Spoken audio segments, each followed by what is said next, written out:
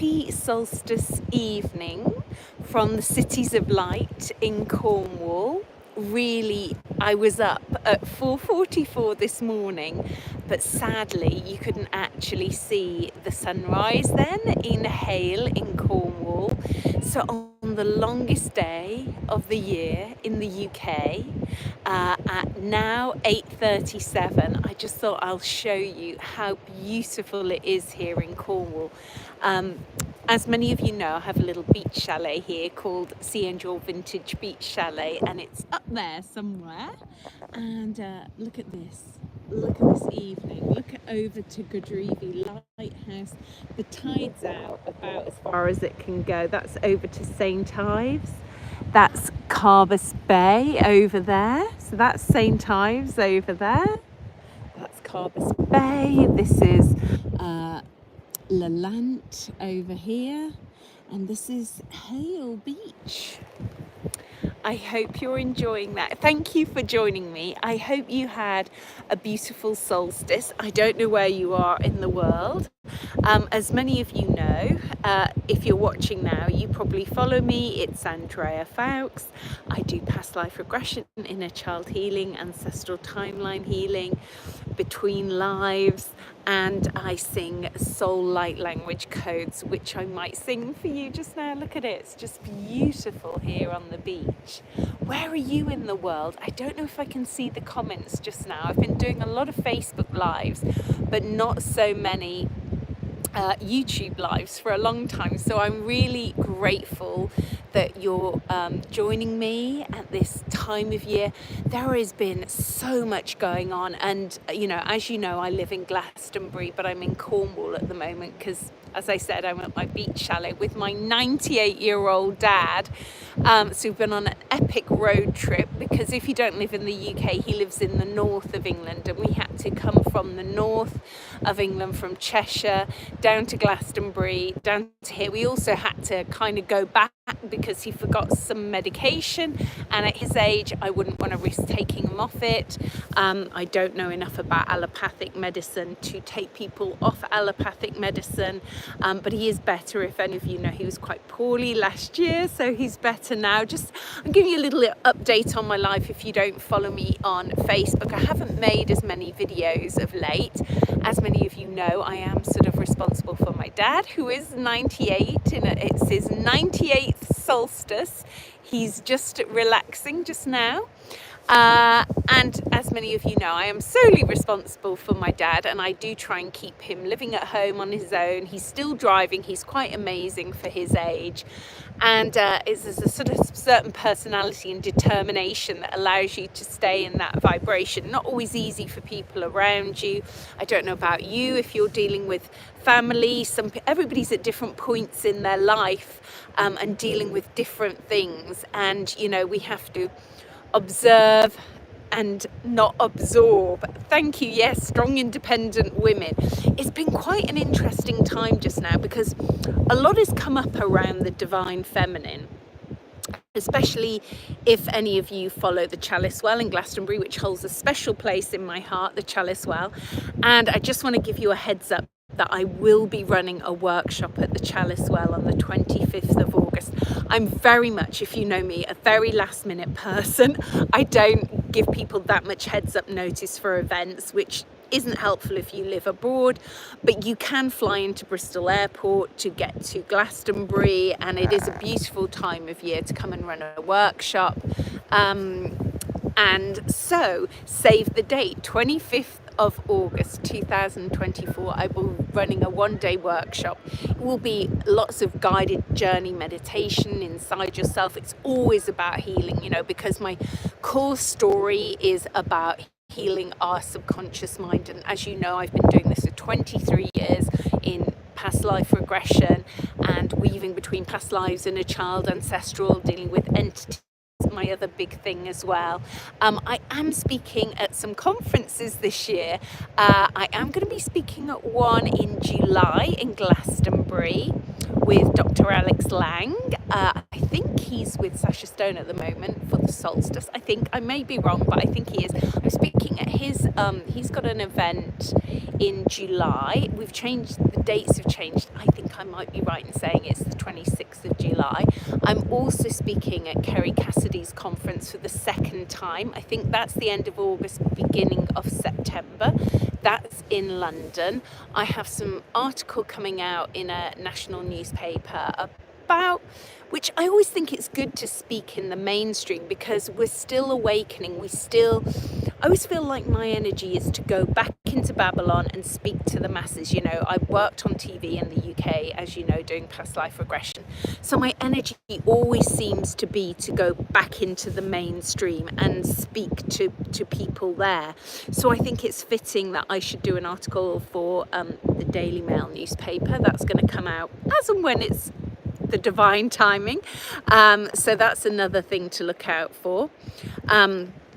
I really believe in guided meditations, and as many of you know, I have guided meditations for free and longer ones if you're interested on my website. I have a beautiful Earth Peace meditation. If you sign up to the newsletter, you can download that for free today.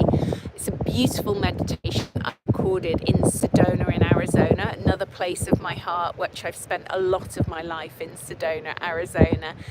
And I don't know if I've been in Sedona for the solstice. I've often been here at the Cities of Light here in Cornwall. This is the Cities of Light beach. Let me just spin you round and show you how beautiful it is. It is truly stunning here. And Sedona is such a sacred place, such a magical place, and I have a beautiful meditation that I recorded there with a wonderful gentleman. If you ever remember a guy called Lee Graham, he was amazing. He did pass away, but he was an amazing gentleman, and he recorded this guided meditation with me and did the sound recording, and that's for free on my website. You can listen to that, which is andreafoulkes.com. And so, how have we been? How have the solstice energies been for you? A lot has come up, like I said, in Glastonbury because of a statue that's been moved.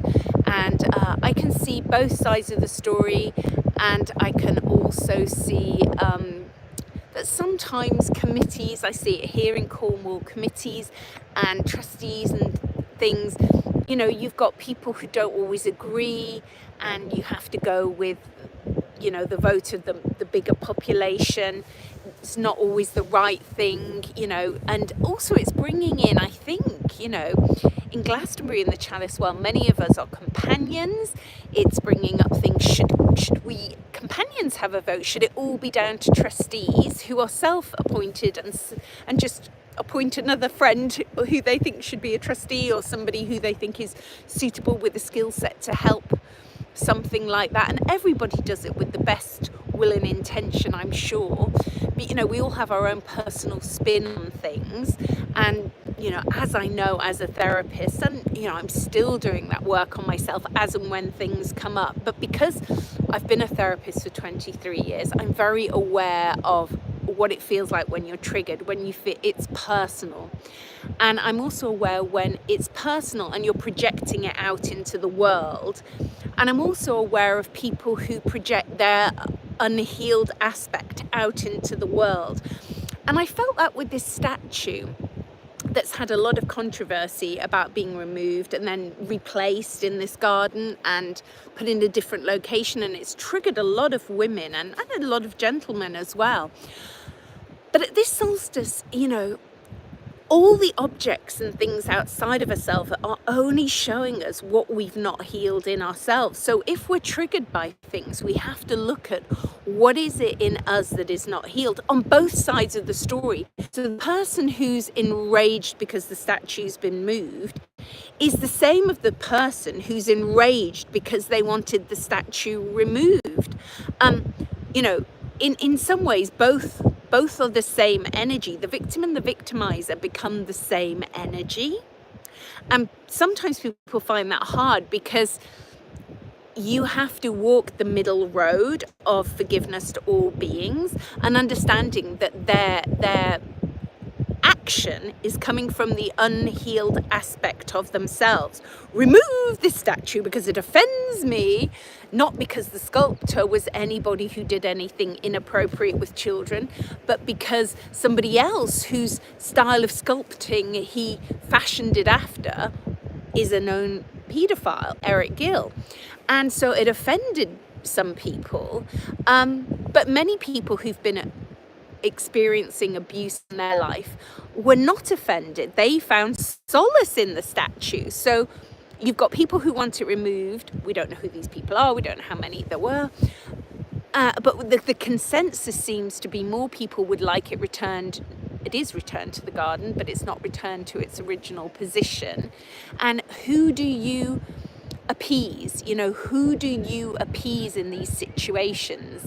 You know, two wrongs don't make a right. And it's like, you know, the saying, there's a field, I'll meet you there. Between any right or wrongdoing, there's a field, and I'll meet you there. And that is the truth of where we have to be, that space of peace and grace, and seeing both sides of the story. And if we're triggered, if we are personally triggered by one side of the story or the other, then there's something in us that needs, it's being triggered for healing to come up, and you might not be able to process that on your own, and you might need somebody like my good self to help process that, because we need to observe it, not absorb it. And we're healing stuff from ancient times. You know, I was working with a client a few weeks ago, and any of you who've been my client or want to be my client, I also do whole days now with people. And the whole days are very, very powerful, because we can start not too early in the day, because I'm not a morning person, but we can start around 10ish, and then we could end at 6 or 2, or we could end, if we start later in the day, we can end in the evening under the stars and process things.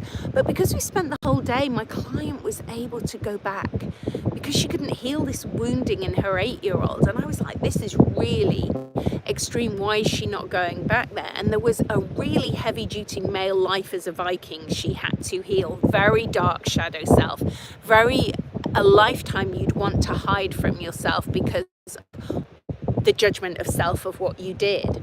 But you have to forgive yourself, and you have to process these past lives, because the only way for us to move forward out of the matrix isn't the matrix in this world. You know, we're like offended by politics, we're offended by politicians, we're offended by, you know, countries and global leaders, but actually that's only to show us the global leader of our own inner self, our inner world, our inner politics, the politics of our soul.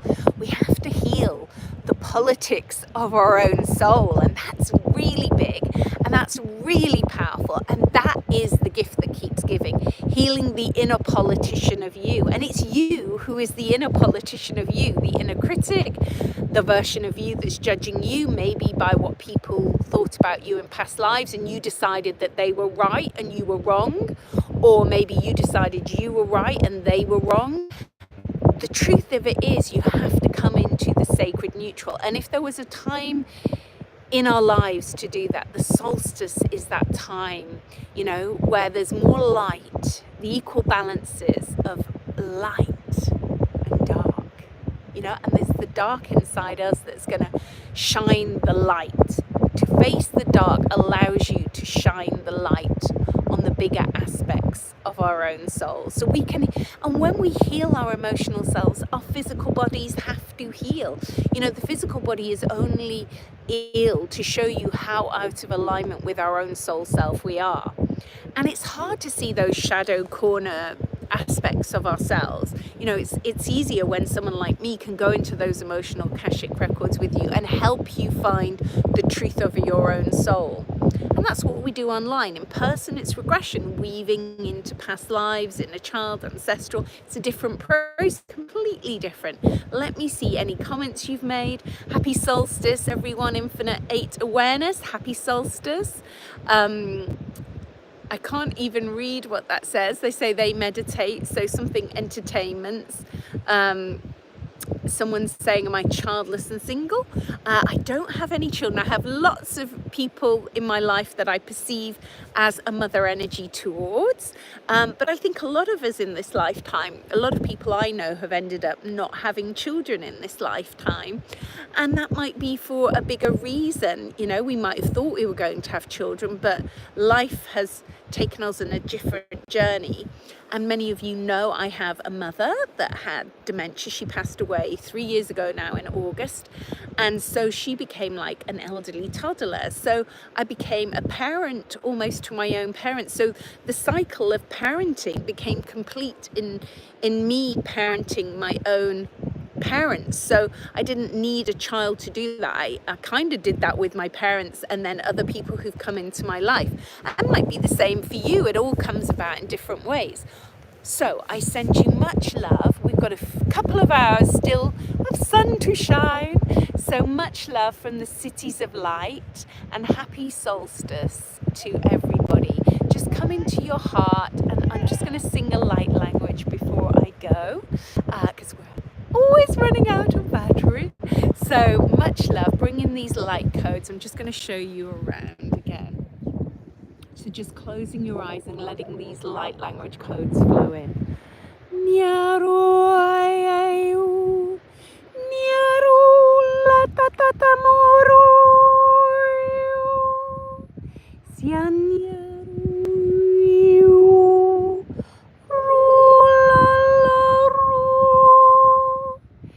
Yana Isaratakiana Urmakuya Ishamakiana Kurmakuya Satakamakiana Urmakiana Shamakiana Satakumakuya Elaratamakuya Ulatarulu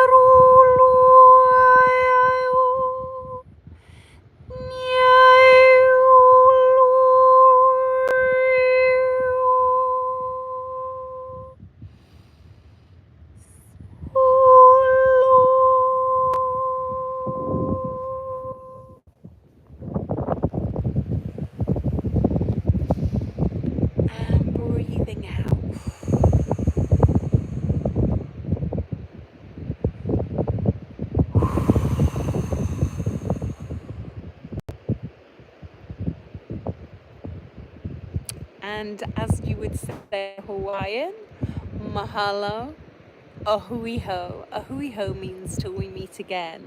So thank you so much for joining me in Hale in Cornwall at the Cities of Light, where my little beach chalet is, where you can stay. So much love and many blessings from Andrea Foulkes. Much love. See you back in Glastonbury. Bye. Bye bye. Much love. Mahalo. Ahui ho.